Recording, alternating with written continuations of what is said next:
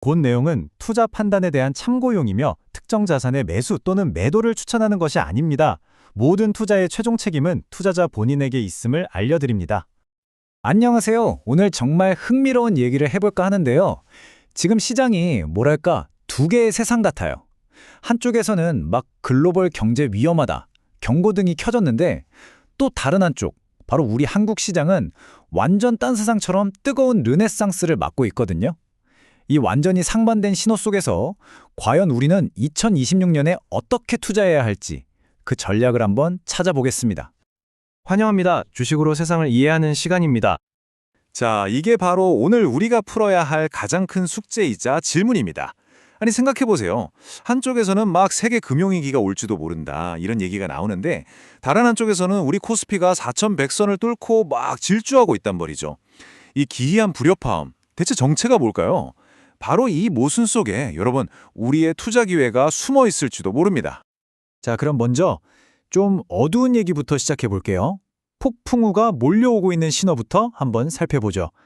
미국의 터닝포인트 마켓 리서치라는 데이터 분석 기관이 있어요. 앞으로는 그냥 편하게 TPMR이라고 부를게요.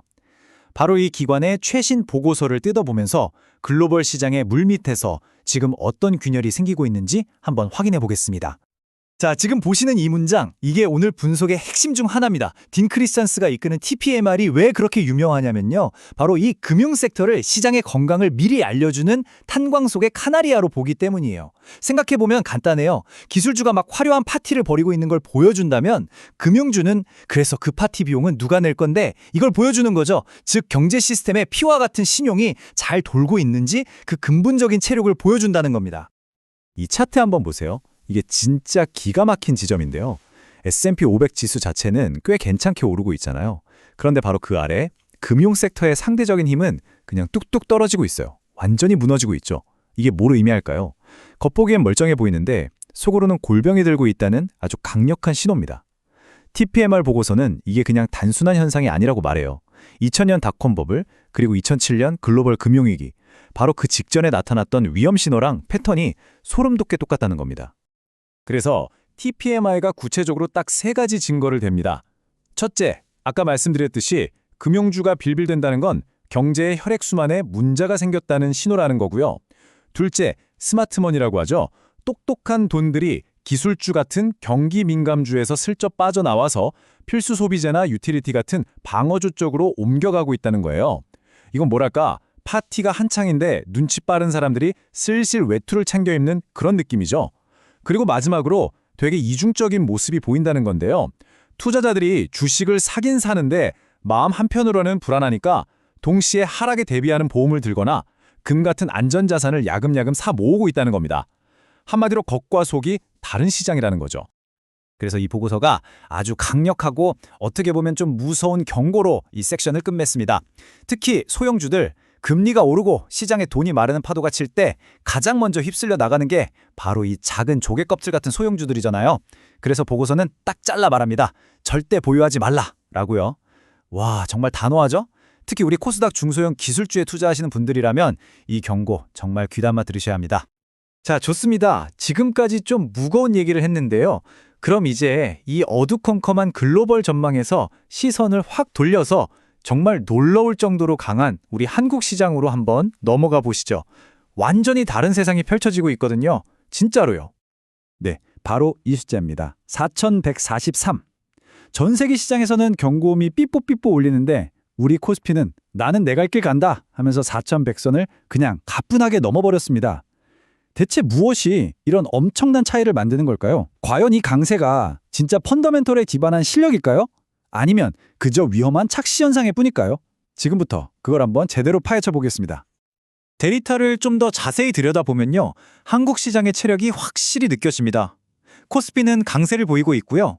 무엇보다 중요한 건 외국인들의 태도가 180도 바뀌었다는 점이에요. 지금 환율이 꽤 높아서 외국인들 입장에서는 한국 주식 사는 게 비싸거든요. 그런데도 불구하고 바로 직전 달인 11월에는 막 팔아치우던 그들이 12월 들어서는 다시 한국 주식을 순매수하고 있습니다. 여러분, 시장에 큰 손인 외국인들이 돌아왔다는 건요. 이게 그냥 잠깐 오르는 기술적 반등이 아닐 수도 있다는 아주 중요한 신호입니다. 그렇다면 이 강세의 핵심 엔진은 뭘까요? 네, 바로 기업 밸류업 프로그램입니다. 다들 들어보셨죠? 오랫동안 우리 한국 기업들이 실적은 좋은데 주가는 이상하게 쌌잖아요. 그걸 코리아 디스카운트라고 불렀는데 이 프로그램을 통해서 정부가 기업들한테 이제 주주들한테 좀 잘해라. 배당도 하고 자사주도 소각하고 이렇게 유도하는 겁니다. 뭐랄까 흙 속에 묻혀있던 보석을 꺼내서 깨끗하게 닦아주는 느낌이죠. 특히 자기 자산 가치보다도 주가가 싼, 그러니까 PBR이 1배 미만인 금융주나 지주사들이 이 정책에 가장 큰 수혜를 받으면서 지금 시장을 앞에서 끌고 가고 있는 겁니다. 자, 그럼 이 독특한 한국 시장 랠리의 주인공은 과연 누구일까요? 이 순환매 르네상스를 이끌고 있는 스타 섹터와 종목들을 지금부터 하나하나 집중적으로 분석해 보겠습니다. 첫 번째 스타는 바로 조선업, 그중에서도 HD현대중공업입니다. 이 회사를 볼 때 가장 중요한 포인트는요, 더 이상 그냥 배만 만드는 회사가 아니라는 겁니다. 이제는 무려 미 해군의 안보 파트너가 됐어요. 미 해군 함정을 유지하고 보수하고 정비하는 MRO 사업에 진출했거든요. 이게 뭘 의미하냐면 경기가 좋았다 나빴다 할 때마다 주가가 롤러코스터를 타던 경기민감주에서 이제는 경기에 상관없이 안정적으로 돈을 버는 그런 고수익 사업을 확보했다는 뜻입니다. 주가가 52주 신고가를 향해 달려가는 건 어찌 보면 당연한 결과죠. 두 번째 스타는 방위산업의 절대 강자, 한화에어로스페이스입니다. 예전에는 방산주라고 하면 경기가 안 좋을 때 잠깐 쳐다보는 방어주 정도의 느낌이었잖아요. 그런데 이제는 시대가 완전히 바뀌었습니다. 시장을 이끌어가는 구조적 성장주로 체질이 바뀐 거죠. 전 세계적으로 지정학적 불안이 커지면서 무기 수요가 말 그대로 폭발하고 있고요. 하나에어로스페이스는 가성비는 물론이고 약속한 날짜에 정확히 납품하는 그 능력으로 서방 경쟁사들을 압도하고 있습니다. 주가가 1년 만에 200% 넘게 올랐는데 이게 바로 이런 구조적인 변화를 시장이 알아본 결과입니다. 자, 이 화면이 오늘 이야기의 가장 극적인 대비를 보여주는 것 같네요. 똑같은 금융주인데 미국에서는 신용 위기의 시한폭탄으로 지목되는 반면 한국에서는 밸류업이라는 아주 강력한 순풍을 등에 업고 날아오르고 있습니다. 같은 업종인데고 이렇게 완전히 다른 이야기가 펼쳐지고 있는 거죠. 정말 흥미롭지 않나요?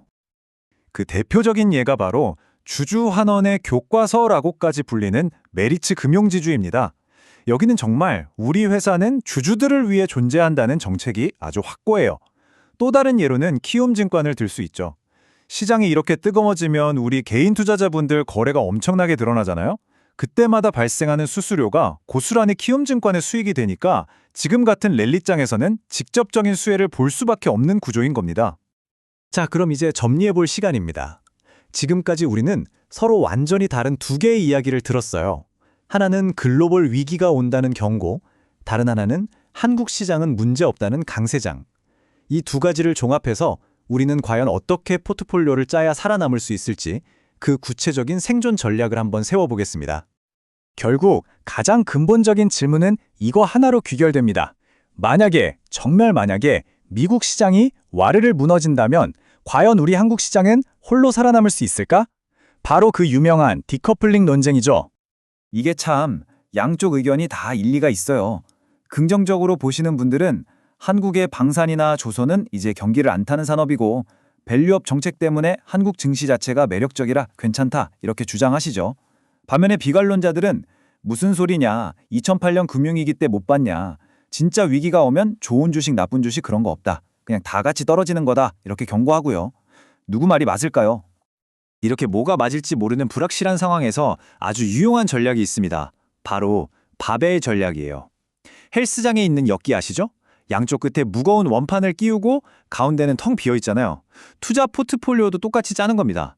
한쪽 끝에는 어떤 폭풍우가 몰아쳐도 끄떡없을 아주 안정적인 자산을 꽉 채워두고 다른 한쪽 끝에는 시장이 좋을 때 로켓처럼 튀어 올라갈 수 있는 그런 자산을 두는 거죠. 그리고 중요한 건 그 사이에 있는 어중간한 자산들은 과감하게 비워두는 겁니다. 자, 그럼 이걸 우리 포트폴리오에 구체적으로 적용해 볼까요? 바벨의 한쪽 끝, 그러니까 우리 포트폴리오의 든든한 기둥이 될 핵심 자산으로는요, 이미 수주가 꽉 차 있어서 실적이 보장된 한화에어로스페이스나 HD현대중공업 같은 구조적 성장주를 담는 겁니다. 그리고 바벨의 다른 쪽 끝, 그러니까 상승장에서 수익률을 극대화해줄 공격수로는요, 시장이 좋을 때 더 민감하게 반응하는 키움증권이나 SK하이닉스 같은 종목들을 편입하는 거죠. 이런 종목들은 보통 고베타 주식이라고 부릅니다. 이렇게 양쪽 극단을 꽉 잡고 있으면 하락장은 방어하면서 상승장의 과실도 놓치지 않는 아주 스마트한 포트폴리오를 만들 수 있습니다. 자, 이제 마지막으로 여러분이 앞으로 시장을 보실 때 딱 2가지만은 꼭 체크하셔야 할 핵심 지표를 알려드릴게요. 일종의 조기 경보 시스템이라고 생각하시면 됩니다. 첫째, 미국 금융주 ETF인 XLF가 S&P 500 지수보다 계속해서 힘을 못 쓰고 있는지, 이 격차가 벌어지면 위험 신호입니다. 둘째, 원달러 환율이 심리적 저항선인 1,500원을 뚫고 올라가는지, 이 2가지 신호가 켜지면 그땐 우리도 공격적인 스탠스에서 방어 태세로 전환할 준비를 해야 한다는 뜻입니다. 네, 현재 K증시는 거대한 글로벌 단층선 바로 위에 자신만의 단단한 요새를 짓고 있는 모습입니다. 과연 이 요새의 기초는 앞으로 닥쳐올지 모를 거대한 지진을 버텨낼 수 있을까요? 그 답은 저희가 계속해서 시장을 면밀히 추적하면서 여러분과 함께 찾아가도록 하겠습니다. 오늘 내용이 여러분의 투자에 조금이나마 도움이 되셨다면 구독과 좋아요 꼭 부탁드리고요. 이상 주식으로 세상 이야기였습니다. 감사합니다.